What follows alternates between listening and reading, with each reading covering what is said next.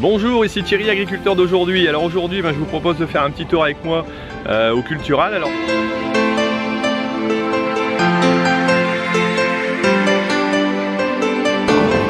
ça se passe cette année à Villers-Saint-Christophe et je vais vous présenter un peu ce que c'est. Donc c'est un événement qui réunit pas mal de démonstrations. Il y a des shows sur l'agroécologie, sur l'environnement, sur l'agriculture bien sûr, et puis je vais essayer d'aller voir quelques conférences et puis vous faire un petit tour dans les stands, voir ce qu'il peut y avoir comme nouveauté et comme truc sympa à voir à cet endroit là. Allez, suivez-moi. Alors les Culturals sont organisés par Arvalis, qui est l'institut de l'élevage, dont le but est de vulgariser beaucoup de techniques au niveau du végétal. Et donc là je viens d'assister à une des premières conférences qui a eu lieu sur ce qu'ils appellent le stand show, et qui était sur le sujet biodiversité. Alors entre autres j'ai pu y voir qu'il existait une application qui s'appelle Une bête dans mon champ, qui est assez originale, sur lequel vous pouvez aller vous mettre, vous tapez ça sur le moteur de recherche, Une bête dans mon champ, et vous allez trouver dans cette application la possibilité de trouver quel animal, quelle bête, quel insecte, quel carabe éventuellement se trouve dans la parcelle. Donc c'est assez sympa. Et là on a pu voir aussi différentes façons de voir et de trouver les insectes, comment on peut les piéger, mais aussi quelles étaient leurs utilités. Et entre autres, d'apprendre que tout simplement ça pouvait aider au niveau du rendement grâce à la pollinisation, et bien sûr détruire les nuisibles, des insectes nuisibles. Pour exemple, une coccinelle, ça peut manger jusqu'à 60 pucerons par jour. Donc ça a une utilité, je trouve ça sympa de le présenter sur un show comme ça. Bon, écoutez, on va continuer sur d'autres parties de la visite. Alors là, ici, je suis juste à côté d'un robot suiveur porte-charge, donc qui a pour rôle de suivre simplement la personne qui se trouve devant et de pouvoir l'aider à porter des charges lourdes, éventuellement des légumes, des fruits, juste derrière lui.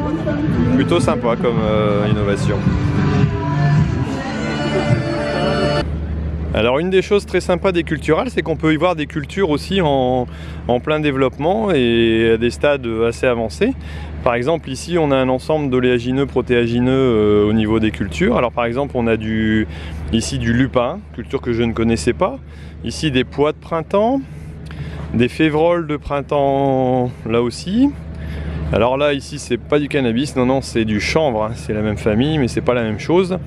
Ici du lin oléagineux de printemps aussi, colza de printemps à nouveau, du soja. Alors là j'en avais jamais vu jusqu'à maintenant, tout au moins dans nos régions. Bon, on voit que l'implantation apparemment est un peu plus compliquée. Tournesol, là aussi un peu moins avancé. Et là on retourne dans des cultures un peu plus classiques d'hiver, donc voilà. Donc et c'est vrai qu'au niveau implantation, au niveau présentation, ce mode de présentation est très sympa et on le retrouve à travers tout le stand, tous les stands et toutes les présentations. Alors ce qu'on peut voir aussi au niveau des Culturals, c'est tout simplement des profils de sol qui ont été faits en fonction des plantes qu'on a pu y mettre, c'est-à-dire des engrais verts par exemple, pour voir un peu l'action des racines. Et puis là j'ai participé aussi à un autre show, un deuxième show, qui parlait du biocontrôle. Alors le biocontrôle, c'est tout simplement l'utilisation de phénomènes naturels, alors que ce soit contre les insectes ou alors contre les maladies, pour éviter, j'allais dire, l'utilisation massive entre guillemets de produits phytosanitaires. Alors on peut le voir par exemple contre la pyrale de la maïs, il y a des systèmes qui existent.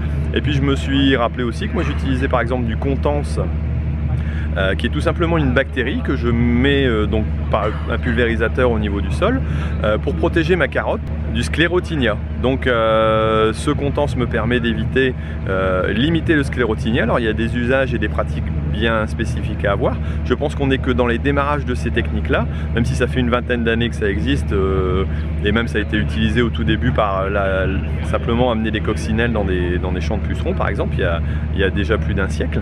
Mais je pense qu'on est au début de ces techniques-là et c'est tout à fait intéressant de les regarder, à savoir qu'il y a déjà 5% quand même des surfaces culturales qui utilisent des produits de biocontrôle. C'est déjà pas mal et je pense qu'on va pouvoir évoluer dans ce sens-là.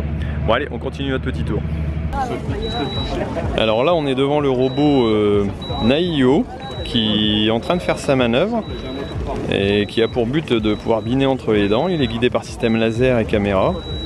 Il y a une petite commande PlayStation dessus, donc c'est plutôt sympa. Là, il est en train de faire sa manœuvre, d'essayer de retrouver bien sa place.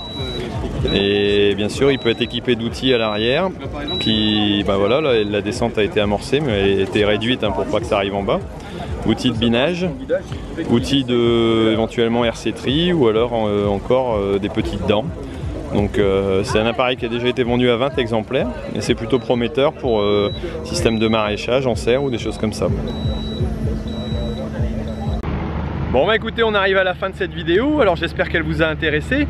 Alors je peux vous dire que là j'ai pu rencontrer des gens de chez Wikiagri, alors chez qui j'étais passé pour entre autres mon coup de gueule, et que normalement on devrait faire un petit partenariat ensemble pour pouvoir mettre les vidéos sur leur site. Donc simplement pour diffuser encore plus ces vidéos d'agriculteurs d'aujourd'hui. Bon bah écoutez, surtout mettez-moi vos commentaires, dites-moi si vous avez apprécié, mettez-moi un pouce et puis mettez vos commentaires sur ce que vous en avez pensé. Honnêtement c'est une visite que j'ai beaucoup appréciée, qui est très variée, que ce soit au niveau matériel, d'ailleurs je vous mets quelques petits matériels à la fin là. Et puis écoutez, je trouve que cette organisation est sympa et bien faite. Donc voilà, bah écoutez, je vous laisse et puis je vous dis à la semaine prochaine pour une nouvelle vidéo. Allez, salut!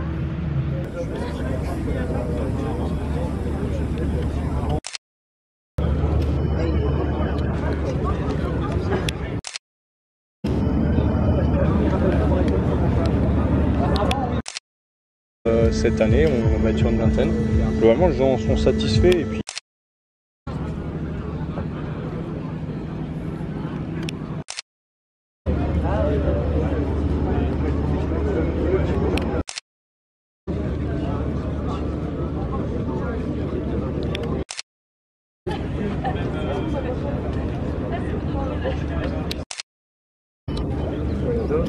c'est jaune. C'est bon que c'est jaune.